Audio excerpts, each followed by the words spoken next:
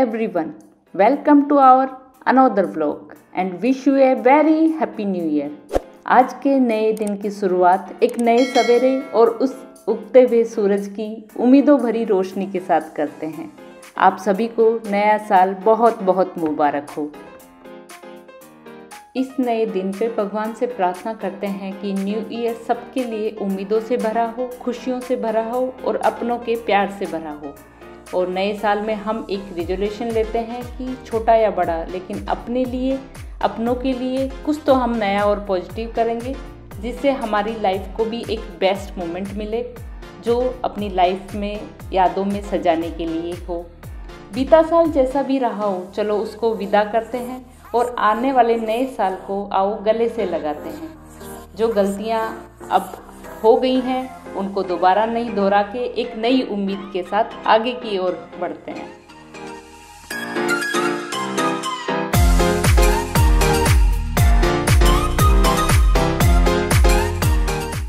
नए साल की नई सुबह एक हेल्दी ब्रेकफास्ट के साथ स्टार्ट करके हमने चाय के साथ इस ब्रेकफास्ट को एंजॉय करते हुए पूरे दिन की प्लानिंग की। आज 1 जनवरी को हमने डिसाइड किया कि आज हम वो ज़रूर करेंगे जो हमें सबसे ज़्यादा पसंद है। जी हाँ, एक ब्यूटीफुल सी जगह आप लोगों को लेके चलेंगे हम।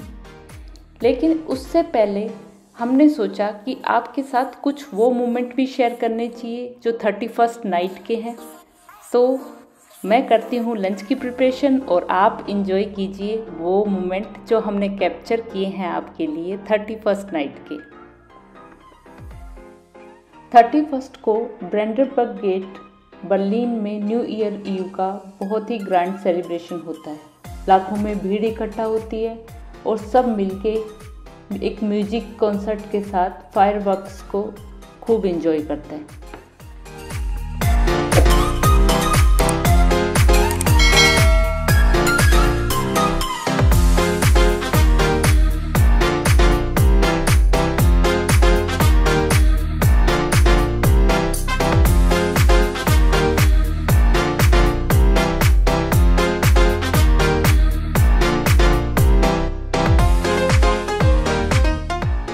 बर्लिन में ज़्यादातर बड़े प्रोग्राम इसी गेट पे होते हैं। यहाँ जो ये लाइटिंग की हुई है, जो कैमरे में इतनी अच्छे से कैप्चर नहीं हो पा रही है, ये पूरी थीम बेस्ड लाइट है। जैसे स्टेज पे थीम चेंज होती है, पूरे गेट की लाइटिंग भी चेंज हो जाती है। और लगभग 2-3 किलोमीटर एरिया में स्टेज के अलावा और भी कई बड़ी बड़ी स्क्रीन्स लगाई हुई हैं, जो कि ज़्यादा रश होने के कारण आप इन बड़ी स्क्रीन के पास में खड़े होकर स्टेज पे जो भी प्रोग्राम हो रहे हैं उनको एंजॉय कर सकते हो।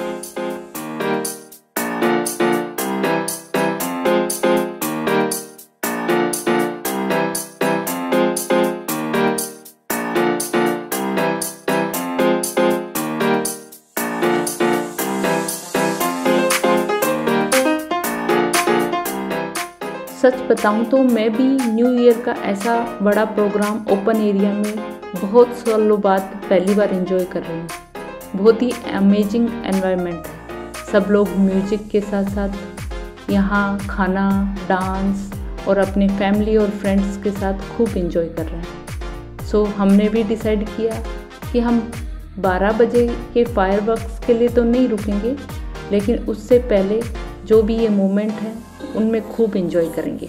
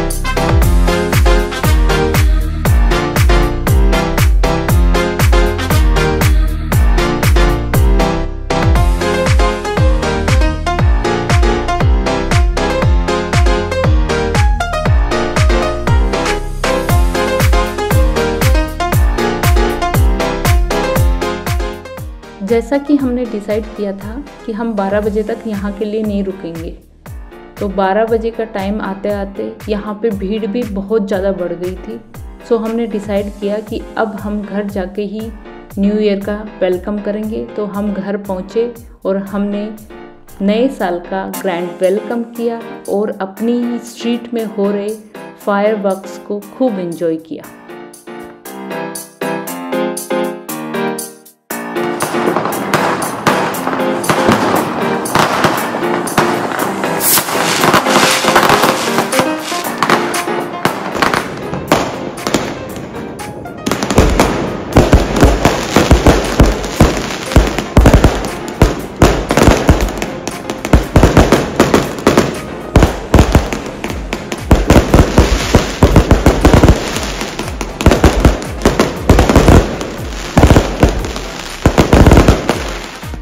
और जैसा कि मैंने आपको कहा था कि मैं आज लंच की प्रिपरेशन कर रही हूँ। लंच करने के बाद ही हम कहीं बाहर घूमने के लिए जाएंगे। सो मैंने डिसाइड किया क्विक सी रेसिपी बना ली जाए, पाव भाजी, जिसमें आपके पास जो घर में सब्जियां हैं वो सब मैंने डाल ली हैं और जो भी स्पाइसेस मैं पसंद करती हूँ वो भी मैं इसी में डाल दूँगी। और अब इसमें थोड़ा पानी डाल के और नमक डाल के मैं इसको बॉईल करने के लिए रख दूँगी। साथ साथ में मैं इसकी और बनाने के लिए अलग से प्रिपरेशन कर लेती हूँ। कढ़ाई में मैंने तेल लेके जो भी छोकन के लिए जीरा, अजवाइन, सौंफ और हींग ये सब डाल के मैं फटाफट इसमें कटी हुई प्याज और हरी मिर्च डाल दूँगी। और थोड़ा सा ही स्टीर फ्राई होने पर मैं इसमें जो मसाले, आपकी लाल मिर्च, धनिया जो रह गया था वो डाल के और आपकी उबली हुई सब्जियां इसमें मिक्स कर देंगे। और मेरे पास कुछ धनिए और लहसुन की चटनी बनाई हुई थी वो भी मैं इसमें ऐड कर दूंगी, जिसका अच्छा फ्लेवर आ जाएगा। और आज पाव हमारे पास है नहीं और शॉप्स भी सब बंद हैं, तो हमने डिसाइड किया कि ब्रेड के साथ ही इस भाजी को खाया जाएगा। और जल्दी से हम लंच करते हैं और फिर निकलते हैं अपने नई डेस्टिनेशन की ओर।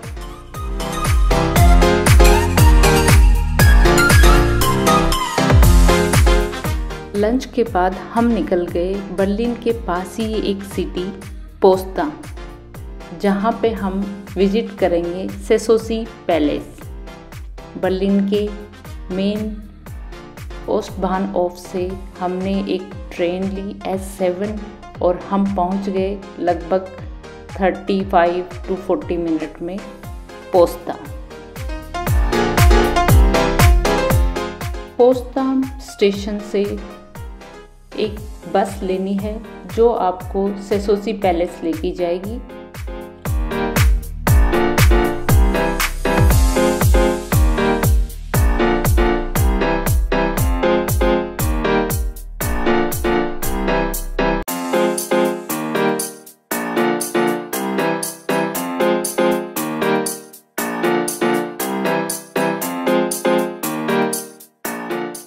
जैसे ही आप सेसोसी पैलेस एरिया पहुंचते हैं, आपको यहाँ पर एक इंफॉर्मेशन सेंटर मिलेगा जिसमें आप पूरे एरिया का एक डिटेल्ड मैप लगा हुआ है और एक इंफॉर्मेशन डेस्क भी है, जिससे आप उस पैलेस की टिकट भी ले सकते हैं और कोई इंफॉर्मेशन उससे रिलेटेड आपको अगर लेनी है तो वो भी यहाँ से आप ले सकते हैं।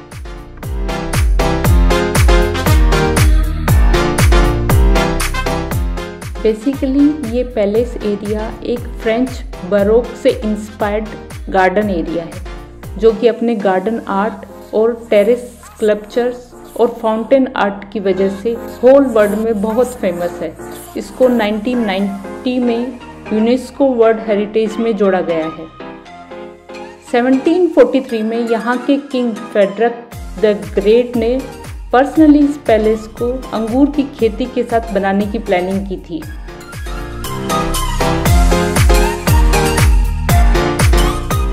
लगभग 300 हेक्टेयर का ये पार्क ईस्ट से वेस्ट तक 2 किलोमीटर से भी अधिक दूरी पे फैला हुआ है, इसलिए इसका फुल विजिट एक दिन में करना बहुत मुश्किल है। फिर भी हम इस पार्क का ये मेन अट्रैक्शन ये जो ग्रेट फाउंटेन है जिसके चारों ओर 12 संगमरमर की मूर्तियाँ फ्रेंच रोडेल को बनाती हैं। ये मूर्तियाँ जो फ्रेंच आर्किटेक्ट से इंस्पायर्ड हैं और वहीं के आर्टिस्ट ने ये सब बनाई हैं। ये एरिया हम देखेंगे ज़रूर। ये सारा जो पैलेस एरिया फ्रेंच और चाइनीज़ आर्किटेक्चर से बहुत ही इंस्पायर्ड है और यहाँ का जो किंग थे वो भी इन सारे आर्किटेक्चर के बहुत ज़्यादा शौकीन थे।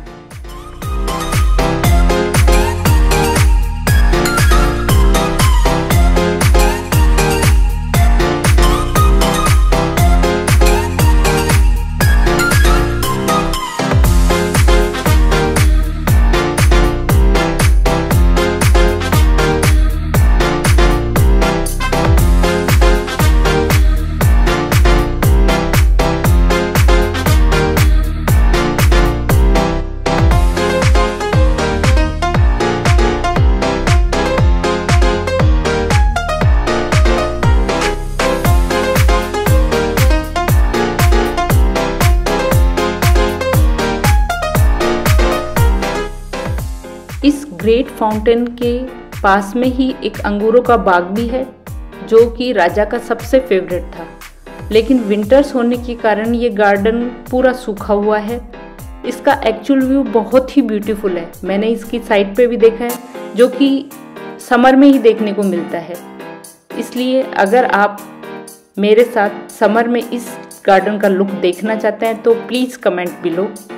इस गार्डन के अलावा यहाँ पे और भी पैलेस हैं जो भी बहुत ही ब्यूटीफुल दिखते हैं, वो भी आपको समर में ही खुले मिलेंगे। इस गार्डन के व्यू को पेंडिंग छोड़कर हम बढ़ते हैं अपनी मेन डेस्टिनेशन सेसोसी पैलेस। इस पैलेस में एंटर करने के अलग अलग स्लॉट होते हैं जिसमें आपको टिकट लेनी होती है। बड़ों की ये टिकट आपको 14 यूरो में और बच्चों की ये 10 यूरो में मिल जाती है। और साथ में ही आपको एक ऑडियो गाइड भी मिलता है जो आपको इस पैलेस की पूरी हिस्ट्री बताता है। जैसा कि हमें इस ऑडियो गाइड ने बताया कि ये पैलेस राजा फ्रेडरिक द ग्रेट का सबसे फेवरेट समर पैलेस था। ये पैलेस एक ग्रेप्स वैरायटी के गार्डन से भरा हुआ 18th सेंचुरी में राजा ने अपने विजिटर्स और स्पेशल गेस्ट के लिए ये पैलेस बनवाया था। पैलेस में एक लाइब्रेरी थी, एक हॉल और 3 गेस्ट रूम भी अभी खुले हुए थे। विंटर्स की वजह से समर में ये पूरा पैलेस ही खुला होता है।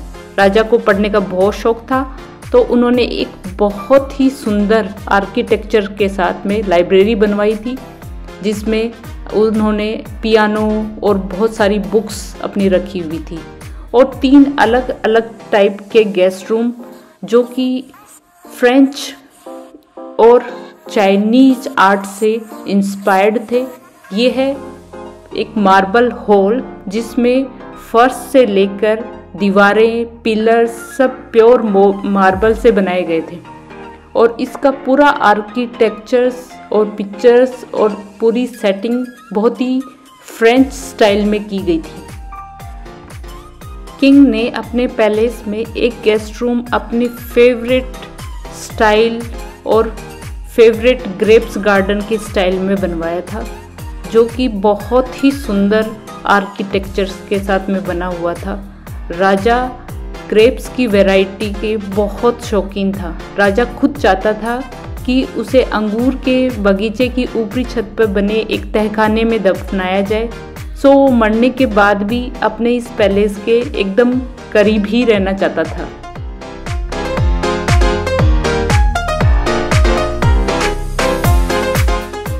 प्राशिया के राजा फ्रेडरिक द ग्रेट अपने इस महल को बहुत प्यार करता था। अंगूरों के बाग से ढके हुए छतों के ये आकर्षक महल में राजा अपने अंतिम समय तक बहुत बेफिक्र रहता था।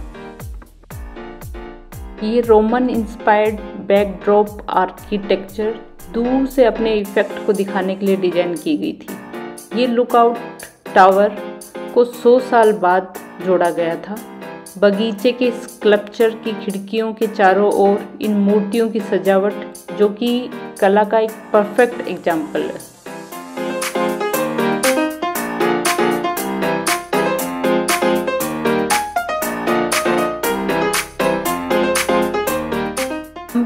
पैलेस का सफ़र यहीं समाप्त करके घर की ओर निकल गए।